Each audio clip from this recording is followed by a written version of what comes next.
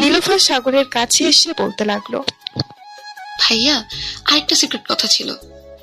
ভাইয়া আরেকটা সিক্রেট কথা, কিন্তু বলি নাই আমি খালামণিকে। এখন যদি তুমি আমাকে তোমার ওই চিপসটা না দাও, তাহলে কিন্তু আমি বলে দিব তুমি ফোনে কি সব করো।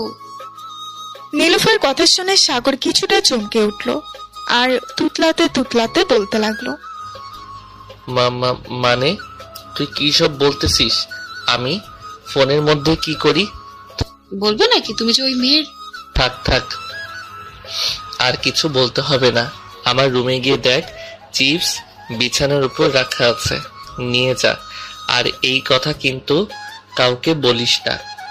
ঠিক আছে, কাউকে বলবো না, তবে প্রতিদিন আমাকে কিন্তু চিপস আর ফুচকা খাওয়াতে হবে।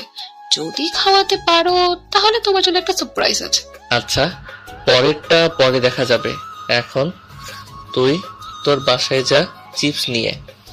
নীলুফা চলে গেল সাগরের রুমে, চিপসটা নিয়ে চলে গেল তাদের বাসায়। এদিকে নাবিলা কলেজ মাঠে বসে আছে সবাইকে নিয়ে। এমন সময় নীলা বলতে লাগলো, নাবিলা, ছেলেটা মনে হয় এই কলেজে নতুন ভর্তি হয়েছে। নতুন বছর, এখন সবাই ভর্তি হবে। তবে একটা কথা তো বলতেই হয়, ছেলেটা কিন্তু দেখতে পুরাই হট। এই কুত্তি, তুই আমার জামাইয়ের দিকে নজর দিস কেন? তোকে তো আজকে আমি মেরে ফেলবো। নাবিলা প্লিজ বান্ধবী, এমন করিস না। আমি তো তোর জামাইয়ের একটু প্রশংসা করছিলাম, কিন্তু তুই আমাকে এভাবে মারতে পারলি? প্রশংসা করবি আগে বলবি না, তাহলে তো আর তোর গালে দুইটা চর মারতাম না। আচ্ছা এখন চল যাওয়া যাক বাসার দিকে। হ্যাঁ চল, দুপুর হয়ে গেছে, এমনিতেও কলেজে ক্লাস হবে না, 1 মাস এইভাবেই ভর্তি হবে। হ্যাঁ ঠিক বলছিস।